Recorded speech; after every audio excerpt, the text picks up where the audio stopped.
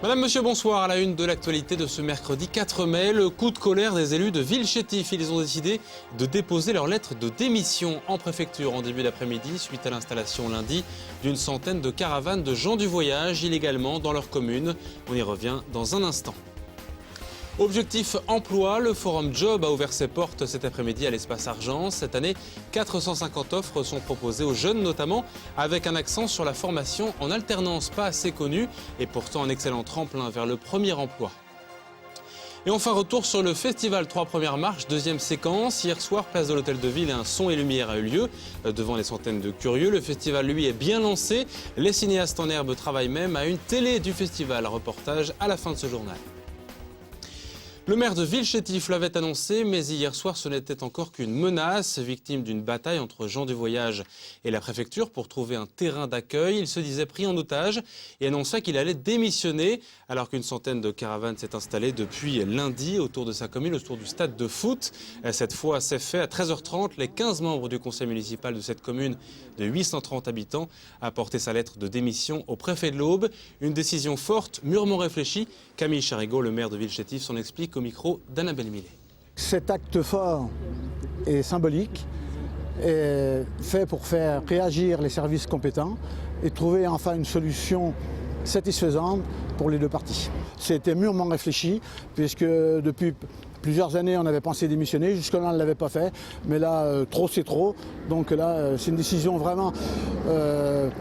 Monsieur Marc Brett, conseiller général, assisté à la réunion, il n'y a pas eu d'hésitation, tout le monde à l'unanimité a voulu demander à démissionner. Les gens du voyage affectionnent Villechétif, on ne sait pas pourquoi. Donc ils sont venus lundi à 14h30 en disant qu'ils étaient là pour provoquer. Voilà, le mot est juste qu'on est là pour provoquer. Donc ils ne sont pas d'accord pour le terrain qui doit se faire sur Tonnelière. Pour eux, il est trop petit. Donc c'était bien ce qu'on avait pensé aussi. Nous, on a pris une délibération dans ce sens. Actuellement, on a plus de 100 caravanes chez nous. Donc un terrain de 60 caravanes, ça ne suffira pas. Et le préfet de l'Aube a un mois pour donner son accord quant à cette démission. L'Espace Argent se transformait aujourd'hui et demain en temple du job d'été. Au total, une centaine de stands proposent environ 450 offres de travail. 12 secteurs d'activité participent à cet événement, organisé par la municipalité, le Grand 3, la mission locale ou encore Pôle emploi et même les chambres consulaires. Avec cette année, plus de place pour la formation en alternance, tremplin idéal pour décrocher une première place sur le marché du travail. Reportage Jonathan Boisset. Travailler cet été dans la restauration, puis débuter en septembre un contrat en alternance, le tout en un salon. Pour la première fois, le salon de l'alternance et le Forum Job ont fusionné pour ne former plus qu'un. D'abord, c'est la période pour les jeunes de chercher justement cette alternance, cette professionnalisation. Et en plus, c'est une manière de mobiliser davantage d'entreprises, étant donné que si on fait deux rencontres à un mois d'intervalle, c'est vrai que c'est plus difficile de mobiliser les personnes pouvant proposer l'alternance. Tous les acteurs locaux participent à l'organisation de ce forum. Cette année, plus de 1200 offres d'emploi, du saisonnier ou CDI, sans oublier l'alternance, étaient proposées. Le gros de la troupe sur ces 1200 offres, ce sont des offres job, des petits emplois. Alors il y a des emplois de toutes sortes, il y a des emplois pour garder les enfants, des emplois d'aide aux personnes, des emplois dans l'agriculture, des emplois dans la transformation agroalimentaire. Par contre, le petit côté particulier ce coup-ci, c'est qu'on a essayé de mieux identifier ce qui se passe pour présenter aux jeunes les secteurs qui recrutent et comment on peut y accéder. Les secteurs qui recrutent restent les mêmes, les centres d'appel, l'animation ou encore l'industrie. Les filières en alternance sont de plus en plus sollicitées. La Chambre des métiers met en lien les jeunes et les employeurs. On a beaucoup de demandes en coiffure, de la part surtout des jeunes filles, on va dire. On a beaucoup de demandes dans le bâtiment également, beaucoup en peinture, en plomberie. Il y a de plus en plus de jeunes collégiens qui se tournent vers la voie de l'apprentissage. Et le fait que nous aussi, on se déplace dans les collèges pour parler de l'artisanat, de l'apprentissage, c'est vrai que les jeunes connaissent mieux cette voie. L'alternance lui permet non seulement d'avoir un métier, c'est-à-dire de gagner sa vie, mais aussi de se former. De l'autre côté, ça permet à l'entreprise de pouvoir tester le jeune et de pouvoir le former tranquillement en attendant de pouvoir l'embaucher, notamment si le volume d'affaires lui permet de le faire.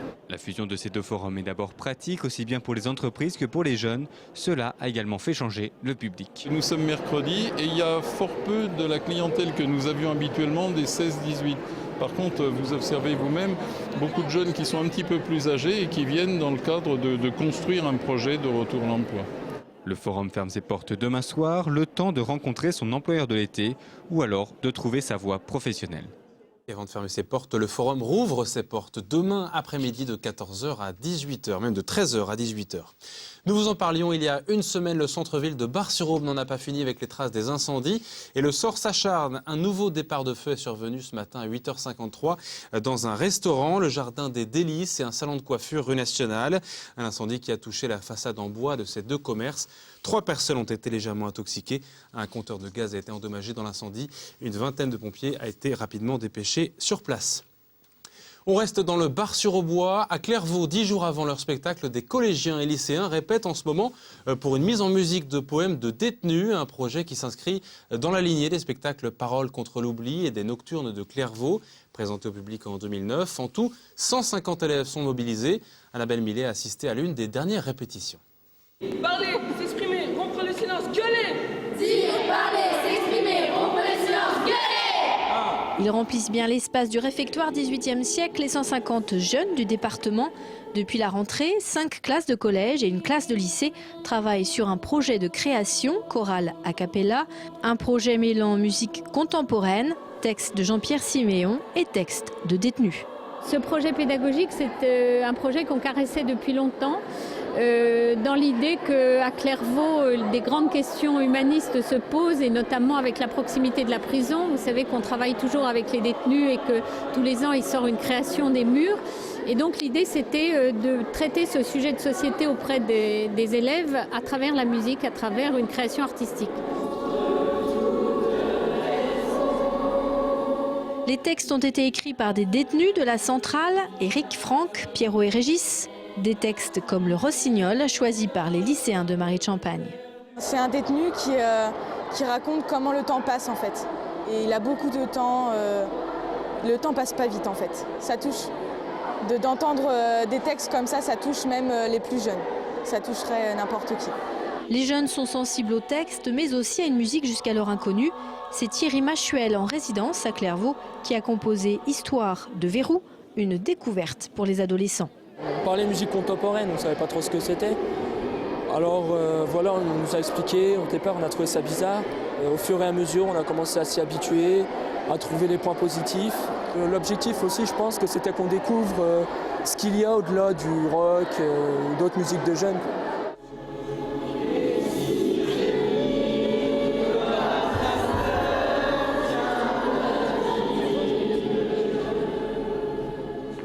Entrer dans un monde musical nouveau, dans un monde carcéral mystérieux. Ils ont découvert des textes de détenus, c'est aussi une manière de découvrir un monde qu'ils ne connaissent pas, peut-être d'avoir une autre approche, c'est aussi ça notre objectif, d'essayer de ne pas porter de jugement et de s'apercevoir que ces détenus sont aussi capables d'écrire des très belles choses. Toute la journée, les collégiens et lycéens auront donné de la voix pour faire entendre celle des détenus de la maison centrale de Clairvaux.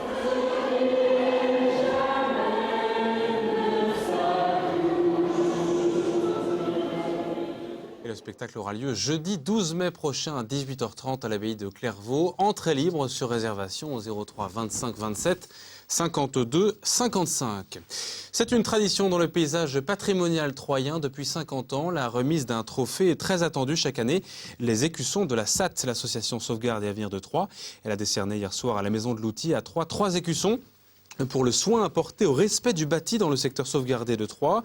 Un bâtiment rue Payot de Montabert, place Saint-Nizier, et un magasin de la rue Zola, une récompense aux vertus pédagogiques, comme le précise le président du jury, Luc Duchamp, interrogé par Adrien Pulby. Les choix sont toujours difficiles parce que ce prix, ces écussons ont un rôle pédagogique à tenir. Ils doivent être un élément d'incitation pour les particuliers ou les sociétés, voire les associations qui entreprennent ces restaurations. Ça a aussi un rôle d'émulation important pour les entreprises du secteur du bâtiment qui participent à l'effort de rénovation et de restauration de la ville de Troyes.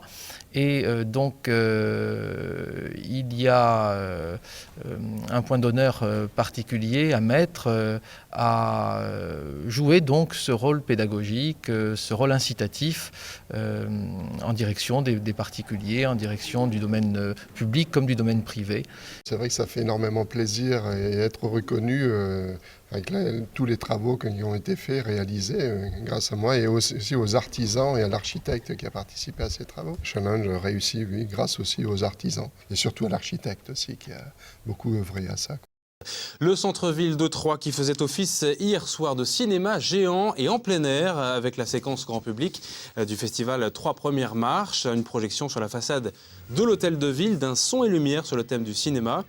Plusieurs centaines de personnes ont assisté à cet événement, gâté d'ailleurs par une météo estivale. Il avait déjà eu lieu l'an dernier avec un pareil succès. Les images ont défilé à partir de 21h30 pour le plus grand bonheur des passants curieux. Pour les organisateurs, c'est aussi un bon moyen de sensibiliser la population sur le festival. Écoutez. On attendait un peu de monde, on en a eu beaucoup. J'attendais un peu de réaction du public, on a eu beaucoup de réactions au niveau du public, c'était très réactif. Et voilà, je suis complètement comblé. En plus, on a eu des conditions de projection optimales. Il a fait beau, un peu froid, un peu frais, mais beau. Et surtout, on a eu en fait je ne sais pas si vous avez pu filmer autour de la place comme ça, mais des conditions d'éclairage, toute la place était éteinte, donc ça c'était vraiment profitable. C'est très bien déjà pour faire découvrir le festival. Commencer par ça, je trouve que c'est une très bonne idée parce que ça attire forcément, on entend la musique, on voit les images.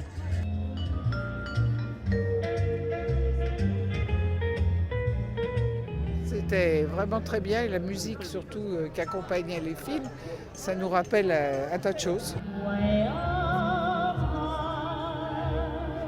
Mieux que l'année dernière. Mieux aussi.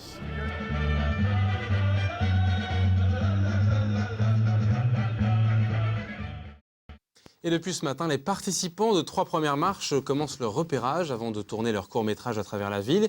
Études de scénario, placement des caméras et jeu des acteurs, tout est passé au crible avant le jour J. Une télé du festival est diffusée sur Canal 32. Elle permet de raconter en images le détail de ces 5 jours. Objectif, montrer aux passionnés de l'image l'envers du décor. Reportage Cyril Tavernet. Mise en place il y a 4 ans, la télé festival, c'est 13 minutes tous les soirs sur Canal 32, de coulisses, reportages et interviews sur le festival 3 premières marches. Ce programme est tourné et monté par 5 jeunes. Ils ont carte blanche pour le réaliser. Carte blanche ou presque, seule obligation, être créatif. C'est une télé qui ne doit pas avoir peur. Voilà. C'est une télé qui doit innover, qui doit se mettre en danger, qui doit risquer des choses. Et après, ça passe ou ça passe pas, mais c'est une télé dangereuse. Mis à part l'humour d'Antoine, la réalisation de ces minutes audiovisuelles sont un vrai travail pédagogique. Encadré par l'équipe du festival, ces jeunes apprennent les métiers de la télévision et l'un d'entre eux sera peut-être celui dans lequel ils se dirigeront. C'est du hasard qu'il soit là, mais d'un seul coup, il n'est plus dans son rôle. Donc les spectateurs qui vont voir ton émission vont dire mais il est là, il fait quelque chose et puis ils vont être attentifs puisqu'il fait le compte depuis le début.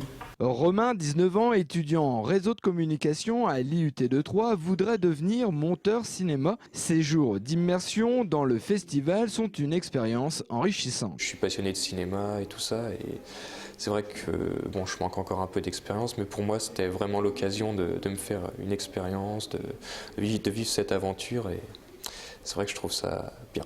Dans la même classe que Romain, Anouche ne pensait pas qu'être caméraman, monteur ou preneur de son était si compliqué. Entre ses cours d'audiovisuel à l'IUT et la réalité, il y a comme un décalage. Mais oui, penser à tous les petits détails au niveau du son, par exemple, lorsqu'on a filmé, au niveau du cadrage, de la lumière. Donc en fait, après, on a occupé différents postes comme électro ou ingénieur son. Et ça nous apprend beaucoup de choses comparé au cours. Ce matin, ils interviewaient Jean-Christophe Bouvet, le parrain du festival. Une confrontation avec un comédien connu et reconnu pour se plonger encore plus dans le monde du cinéma. En province, dans des villes comme ça, comme Troyes, on peut effectivement faire des rencontres très intéressantes. Vous savez, les stars qu'on connaît à Paris ou en Europe sont des gens, pour la grande majorité, qui viennent parfois de milieux modestes et qui viennent aussi de la province. Avis donc à Anouche, Romain ou la centaine de jeunes participants à 3 premières marches, Cannes n'est pas le seul festival où l'on peut devenir une star du cinéma. Et vous pourrez juger dès demain, 18h sur Canal 32, de leur travail pour cette télé du festival. C'est la fin de ce journal. À suivre sur Canal 32 vos prévisions météo pour demain avec Sandra Durupt, la suite de l'été au printemps. Excellente soirée à tous. Demain, c'est Damien Ardois pour le journal. À bientôt.